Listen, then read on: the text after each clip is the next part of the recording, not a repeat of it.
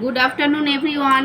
এই যে দেখুন, আজকে আমাদের দুপুরের খাবারে রয়েছে গরম ভাত। এবার গরম পড়ে গেছে তো ওই জন্য আর বেশি কিছু আর ভালো লাগছে না করতে।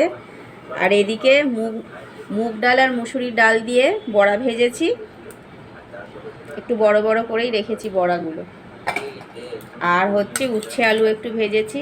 এই গরমে দেখবেন তিতোটা বেশ ভালোই লাগে, সে নিম পাতাই বলুন আর উচ্ছেই বলুন, আমাদের তো খুব বেশ ভালোই লাগে। ওরা খেতে চায় না, কিন্তু বাড়িতে করলে জোর করে খাইয়ে দিই। আর হচ্ছে এদিকে একটু টক রেখেছি, পাকা তেঁতুল কুমড়ো দিয়ে। আর হচ্ছে এদিকে চিংড়ি মাছের একটু মালাইকারি করেছি সেইটা। আর একটু শশা নিয়ে নিই, গরম তো পড়েছে, গরমের সময় শশাটা বেশ ভালোই লাগে।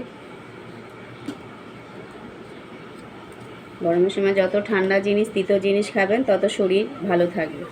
আর একটা লঙ্কা, আজকে লেবু নিয়ে নিই। আজকে হচ্ছে দুপুরের মেনু এইটা।